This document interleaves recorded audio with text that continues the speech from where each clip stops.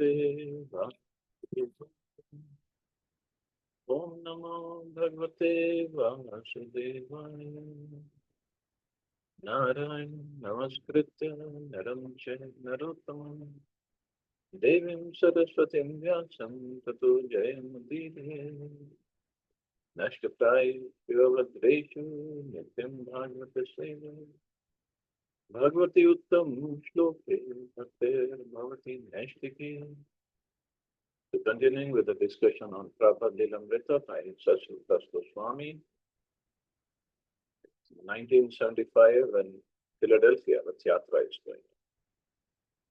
Now people started pouring out of offices and stores. They lined the sidewalks and came out onto the roads to join the procession. As a cart circled City Hall, the sound of the devotees singing became magnified, echoing off the tall buildings. The crowd was the largest ever at any Philadelphia Rath Yatra. So it was such a big success. And now it's every major city of USA, and Europe also, I think. Rath Yatra goes on. We get the permission, get to chant, get to distribute prasadam. It's amazing sign. Hecklers, Christian fundamentalists with big banners reading "Get smart, get saved," and "Repent or burn" were ineffectual amid the large crowd and uproarious kirtan. At one point, when Srila Prabhupada appeared particularly satisfied, a devotee on the cart leaned over and asked Srila Prabhupada what he thought of the festival.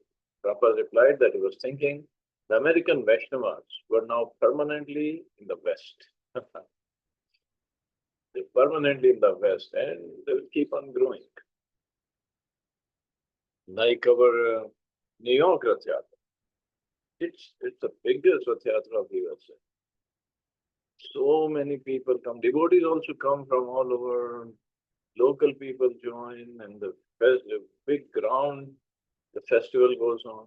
And in Toronto, in Canada, that's even bigger Rath Yatra.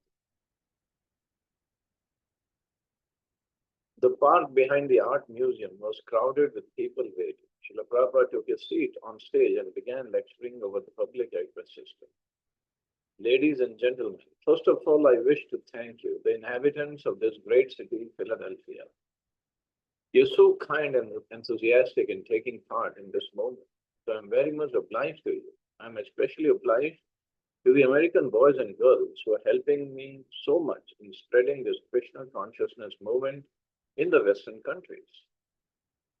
Prabhupada explained how all living entities are eternal, having taken material bodies, are subject to the tribulations of birth, death, disease, and old age. In the human form, the soul can choose to go back to the spiritual world or to suffer birth after birth in the material world.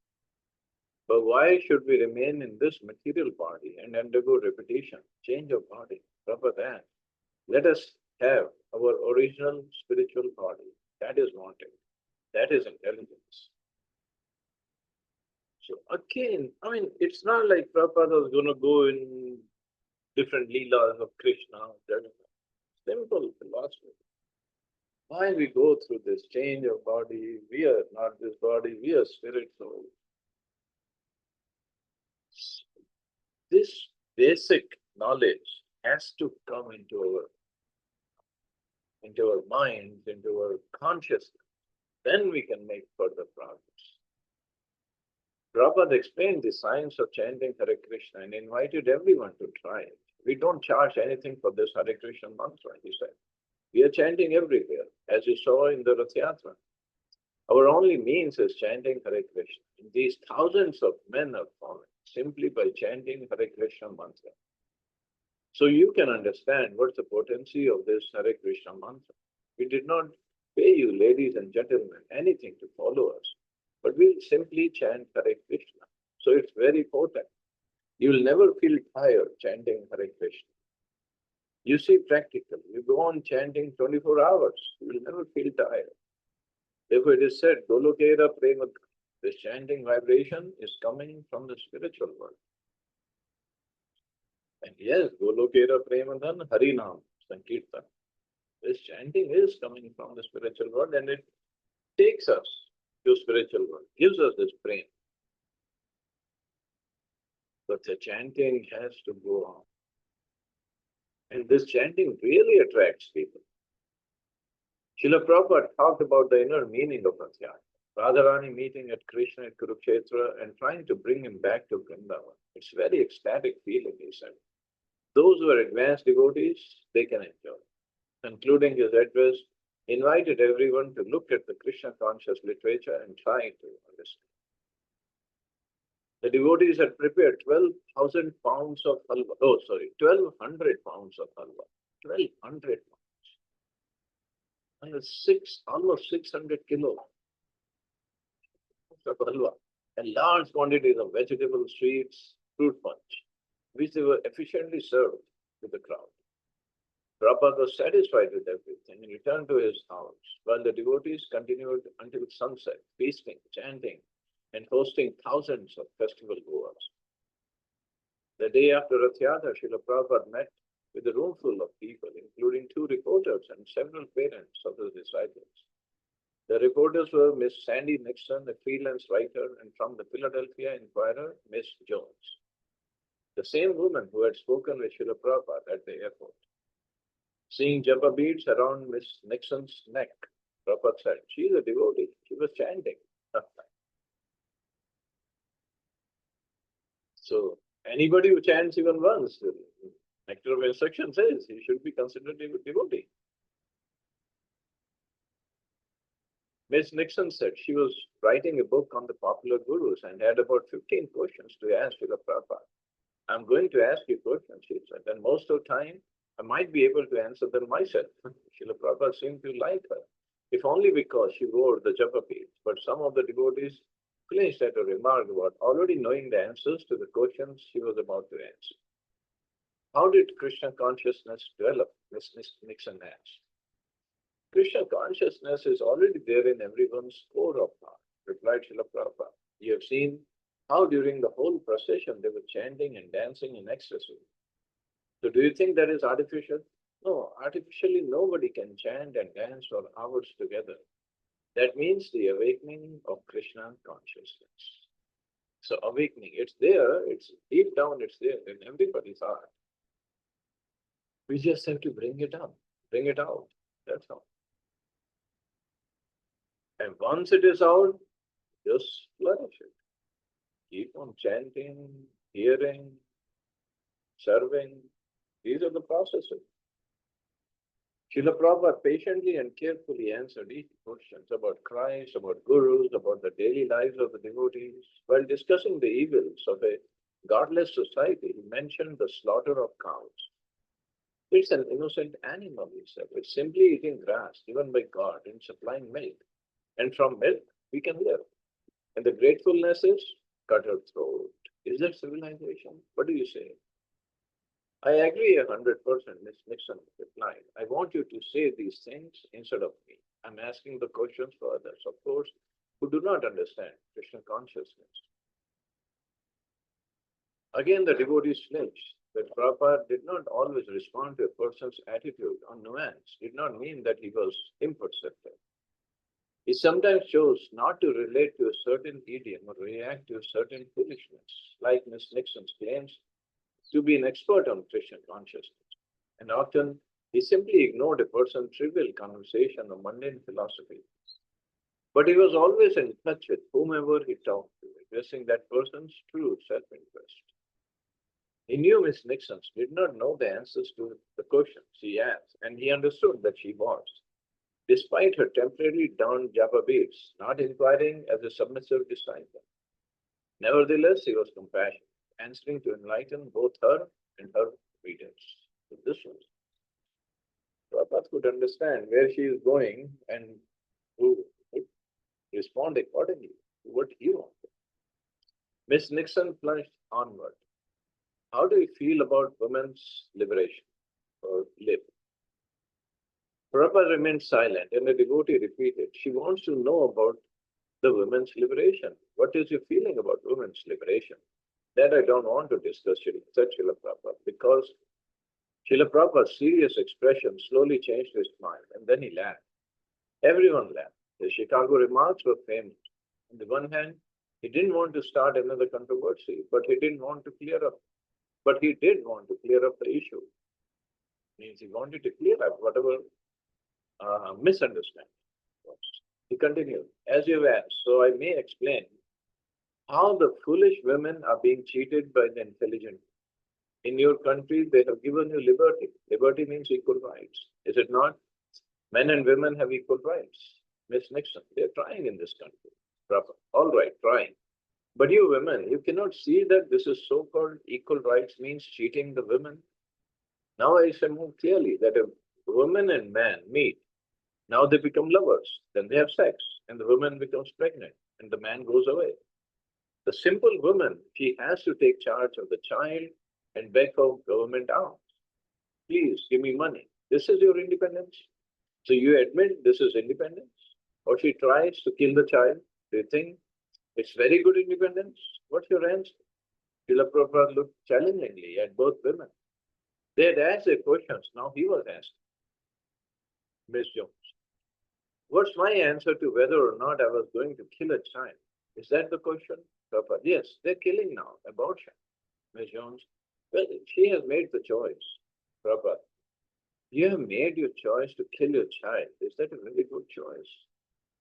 Miss Nixon, it's the worst crime you could make. Srila Prabhupada to Miss Jones, do you think it's a very good business? Miss Jones, I think it's a very complicated question. And now this abortion business, just all over the world is going on. And one of the purports of Srimad Bhagavatam, where it was mentioned that the lifespan in Kali Yuga is gone down and it is going down further. So based on that, somebody said that no, see, lifespan earlier was lower and now it is increasing because of the facilities, because of the medicines, technology, people living longer. And then Prabhupada wrote, but you have to consider the abortions. Abortion was a living entity who didn't live for a long time, whatever, 1 month, 2, 3 months. So consider that, and then you calculate, is the lifespan in general average increasing or decreasing? So many abortions go, so many. And what is the reason? The reason is because this independence or liberation of women. They go, have sex, and as Prabhupada said, man, it just goes away. And then women, they are now left with whether they want to have a baby or abort it. Of course, they both will get the karma, that's different story. But many times, or many times, women choose to abort the baby because they cannot take charge, they cannot take care of the baby. Why? Because who's going to take care? Who's going to take care of them? Who's going to take care of the family? Men have gone away. So women liberation is basically started by men because they wanted to exploit women. They don't want to take responsibility. It's very simple. Just imagine little embryo in the womb of the mother, then all of a sudden, however they do this abortion, it's in a helpless situation, cannot go away, cannot protect himself, cannot defend himself. And they just kill. And see the word they use is abortion. They don't use the word murder. Because if they use the word murder, the people might have some bout of consciousness. Abortion. Okay, we aborted. And then they say, oh, it was just a piece of flesh. There was no life. There was life. It was growing. If there was no life, the flesh does not grow. There was soul in there.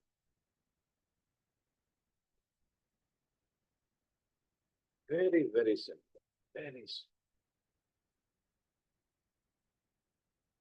Well, people have been doing that. Miss Nixon, they forget the responsibility that comes with freedom. Prabhupada. Yes, the men, they do not take the responsibility. They go away. They enjoy and go away. The woman has to take the responsibility. Either kill the child or maintain begging. Begging means from the government. And the government has to provide, otherwise there will be chaos in the society. Do you think begging is very good? In India, although they are poverty stricken, they do not become independent. They remain under the care of the husband, and he takes all responsibility. She has neither to kill the child nor to beg for maintaining the child. So that situation is changing in India also.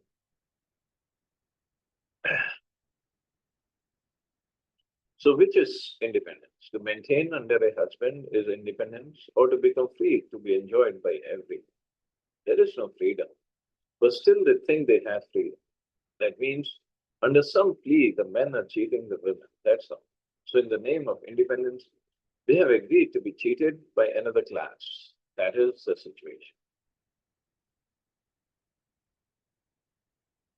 Prabhupada explained that the Krishna consciousness movement had the highest regard for women, but to protect them from this exploitation by men, he said, we teach that you do like this, you do like that. You be married, be settled up, don't wander independently. We teach them like that. But so far Krishna consciousness is concerned, we equally distribute. There is no such thing that, oh, you're a woman, less intelligent or more intelligent, therefore you cannot come. We don't say that. We welcome women, men, poor, rich, everyone, because on that platform there is equality. That is equality. See, Prabhupada is clarifying this position. And that is true. I mean, there is no restriction of who can chant or who can do bhakti and who cannot. Yes, in the process there could be restriction. Like in India, ladies are not allowed on the altar. But in the West, most of the temples, and pujaris are Mataji's. Prabhupada allowed them. In India, there is restriction, but outside, no. Next, Miss Jones began to question. Ever since Srila Prabhupada's arrival in Chicago, she had been noting what she thought was Prabhupada's excessive material opulence. You have said that you are very small, she began, and that you are not God. Yet it appears to me as an outsider that the devotees treat you as if you were God. Prabhupada. Yes, that is devotee's duty. Just like a government officer, personally he is not very important. But so long as he executes the government order, he should be respected as a government. That is the way. Even if an ordinary policeman comes, you have to respect him because he is a government man. But that doesn't mean he's respected. If the man thinks I have become government just because he is respected, he is not government, he is a government man. People are respecting me, then he is foolish. But the etiquette is that when the government man comes, you should give him respect as a government. Or Prabhupada has explained like an ambassador of a country. If an ambassador of USA is in India, in the US embassy, then he's serving it. He is given same respect as a US president. Same respect. Miss Jones, I wonder about the many beautiful material things that devotees bring to you. For instance, when you left the airport, you left in a big, beautiful, fancy car. I wonder about this. Prabhupada, that is teaching them how to respect. If you respect a government man as government, then you must treat him like that. If you respect the spiritual master as God, then you must offer him the facilities of God. Otherwise, how could he treat me? Otherwise, how could he treat me as God? Simply in his mind? No, in action also. Miss Jones, I'm sorry, what was that you said? Prabhupada. If the spiritual master is treated as God, so the devotee must practically show how he is treating him as God. God travels by golden car. So if the spiritual master is offered an ordinary motor car, still it's not sufficient because he has to be treated like God. What is this motor car for God? The devotees laughed at Prabhupada's bold logic. They had never thought of it quite right. If the Guru is God's representative, then why quibble if he is offered a mere Cadillac of this material world? They're still deficient. If God comes to your home, will you bring him on an ordinary motor car or would you arrange for a golden car? So your point is that they offer me a nice motor car, but I say it's not sufficient. They're still lacking to treat him as God. Be practical. Miss Jones didn't think it was funny. She had another question. Her questions became more challenging. Prabhupada explained to her how she must have spiritual vision to see things in the proper perspective. But if you have no eyes, therefore you are envious because they've offered me a nice motor car. So you have to make your eyes to see. A blind man cannot see. The eyes are to be treated how to see. So people see all these opulence being offered to spiritual master, but they don't understand the reason. And the spiritual master, Prabhupada has explained, he should not be attached to this opulence.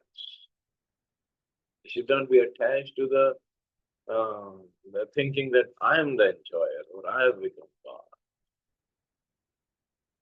No, it's the devotee's duty to serve him as nicely as he can serve God. But the spiritual master should not think that I have become so elevated as God.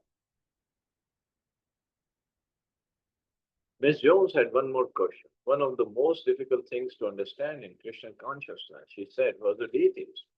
How could someone brought up in the West accept that the deities represented God? Srila Prabhupada has explained that the spiritual soul within the body was a real self. Therefore, he said, as you cannot see the spirit, so you cannot see the Supreme Spirit or God. But to show his kindness upon you, he has appeared just like wood and stone, so that you can see. The two reporters were finished with their questions, and they thanked Prabhupada, who then turned his attention to others in the room.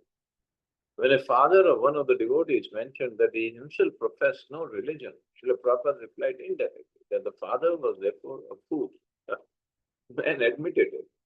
The mother, however, was more spiritually inclined, and Prabhupada praised her, stating that the son takes on the traits of the mother. Another guest spoke. I would like to ask Swami, would you pray for me? I'm praying for everyone, Prabhupada replied softly. That is my business. Otherwise, why I have come here? A woman addressed Prabhupada. As a mother, I too wish to thank you. My daughter Joy has found Krishna consciousness. She has been recommended for initiation tomorrow. Prabhupada. So we recommend every American should be initiated. That is our recommendation. The sooner you accept this proposal, it is good for you. To know God and love Him, is there any difficulty? Some have become interested. Why not others? Prabhupada again glanced at the father who claimed to have no religion. Your son is interested, he said. Why the father is not interested? What's the reason?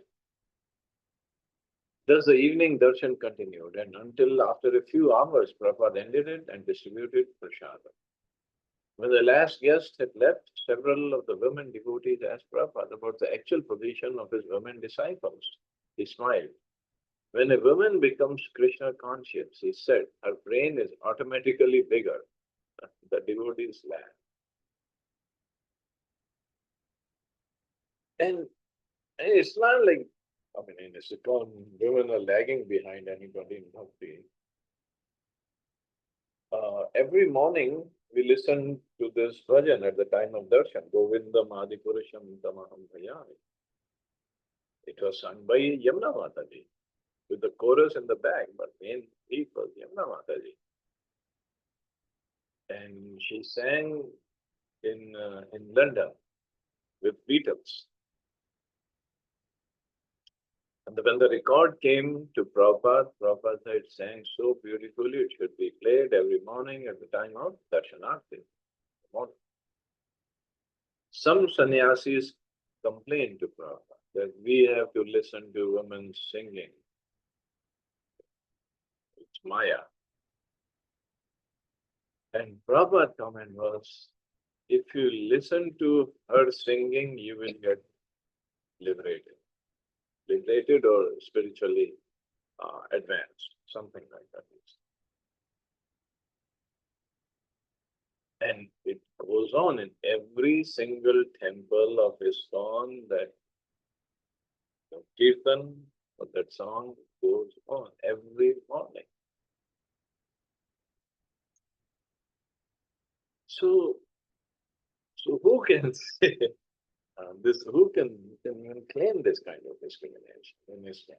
But the fact is fact. The psychophysical nature is different. You cannot change that. As he smiled, his devotees understood him perfectly. Whoever became a devotee, man or woman, became more intelligent, being transcendental to the issue of men's or women's lives. Prabhupada saw beyond the designation of the body. He saw that the criterion for intelligence wasn't material, one's sex, race, or nationality, but was one's desire for spiritual life. A woman devotee asked Prabhupada a further question about the position of women, and he replied, of course, you're not a woman, you are a devotee. For those who want to create controversy, they can keep on.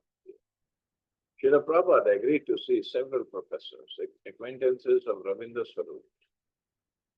Having received his BA in philosophy from the University of Pennsylvania and his MA from Temple University, Ravindra Swarup was now pursuing a PhD from Temple University. He had once given up academics as part of the word of Maya and had fully engaged in Krishna consciousness. But Prabhupada had encouraged him to return for a further degree. While in Philadelphia, Srila Prabhupada had spoken out against the process of inductive reasoning. On one morning walk, Ravindra Swarup had asked, Prabhupada, the same criticism that you just made of induction was also made by John Stuart Mill and Bertrand Russell. But they became skeptics. They say, therefore, there is no knowledge at all. That is another nonsense. Srila Prabhupada had replied. That is also speculation because I have failed, therefore there is no knowledge. I didn't understand, but that doesn't mean there is no knowledge. It does. I have to understand. There's something lacking in me. And this Ravindra Swarup Prabhu, he pursued PhD and then he also guru, wonderful, very, very scholarly person. And wonderful lectures he gives. Wonderful. And the thing is, he's never serious. He's always laughing and joking in his lectures also, and in regular conversations also. So had some interactions with him, and very, very scholarly, very scholarly.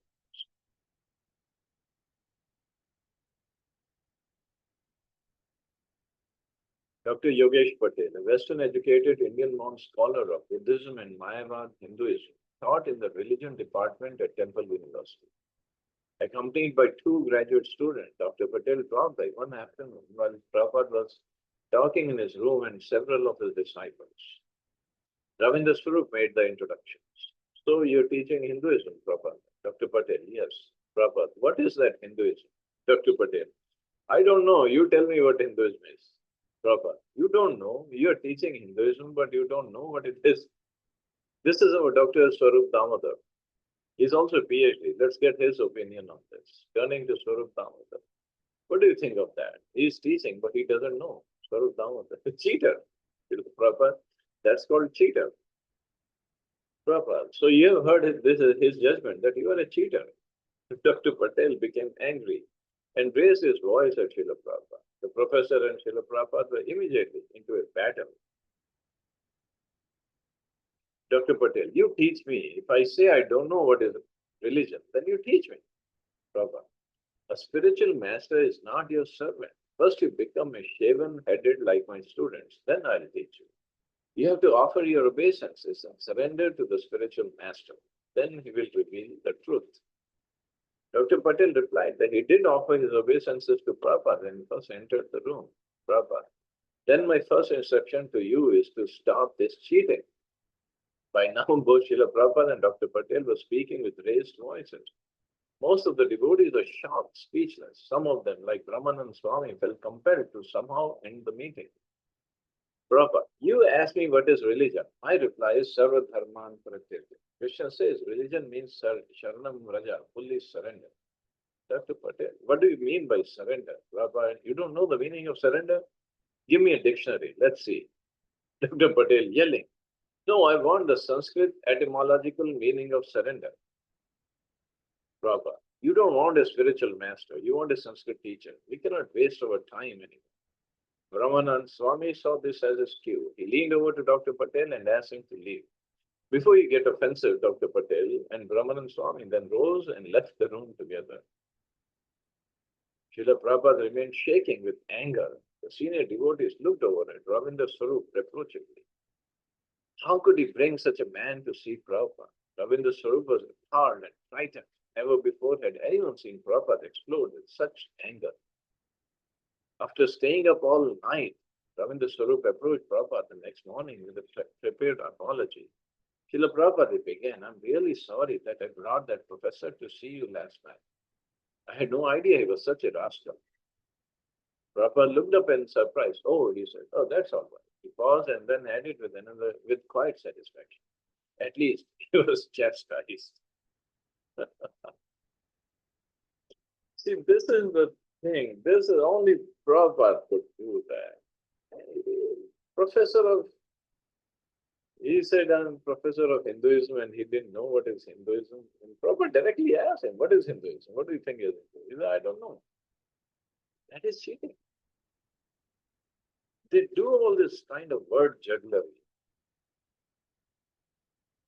but doesn't give the right meaning. And this is the beauty of Prabhupada. Prabhupada's books, his conversations. It makes it crystal clear, everything. All we have to do is read, follow his instructions, and make spiritual progress. That's all. Okay, I guess I can stop here. See anybody has any questions or comments?